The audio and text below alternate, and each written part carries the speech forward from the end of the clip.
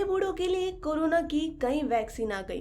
किशोरों के लिए वैक्सीन का ट्रायल चल रहा है, लेकिन अब तक बच्चों की कोरोना वैक्सीन क्यों नहीं आई है? क्या दवा कंपनियों ने बच्चों की वैक्सीन के ट्रायल और उसे बनाने में देरी की है? जबकि पूरी दुनिया को ये बात पता है कि बच्चों को कोरोना वैक्सीन देने से हर्ड इम्यूनिटी जल्दी आएगी, लोगों को कोरोना का खतरा कम होगा, हमारी अगली पीढ़ी इस खतरनाक महामारी से बची रहेगी। तो आइए जानते हैं बच्चों की कोरोना वैक्सीन आने में हुई देरी की वजह। दुनिया की दिग्गज दवा कंपनियों ने सबसे पहले बड़े बूढ़ों की वैक्सीन बनाई।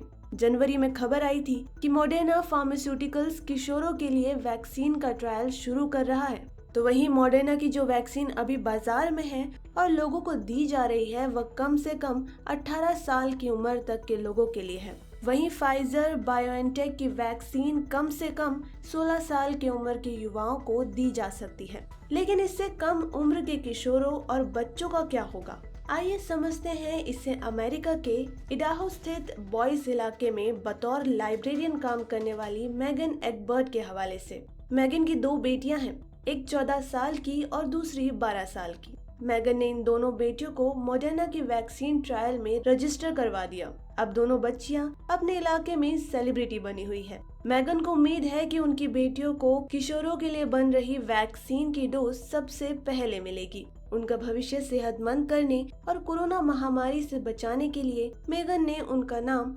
वॉलंटियर्स की लिस्ट में जुड़वा दिया था। पर बच्चों का क्या? अमेरिका की फूड एंड ड्रग्स एडमिनिस्ट्रेशन ने कहा है कि बच्चों के लिए अलग से वैक्सीन होनी चाहिए। इसके लिए अलग से स्टडी होनी चाहिए। बच्चों की इम्यूनिटी उम्र के साथ विकसित होती है, साथ ही ये बहुत ज्यादा अप्रत्याशित होती है। इसलिए बच्चों की इम्यूनिटी कोरोना वायरस के हिसाब से अलग अलग रेस्पॉन्स करती है। उन पर जो साइड इफेक्ट्स होते हैं वो वयस्क लोगों पर नहीं दिखते। University of Maryland school of medicine centre for vaccination development and global health में पीडियाट्रिक्स के प्रोफेसर जेम्स कैम्बल कहते हैं कि बच्चों की इम्यूनिटी कोरोना वायरस के खिलाफ अच्छा प्रदर्शन कर सकता है। ये भी हो सकता है कि बुरा प्रभाव दिखा दे। जब तक बच्चों की कोरोना वैक्सीन के लिए सही से स्टडी नहीं की जाती है, उन्हें टीका नहीं दिया जा सकता।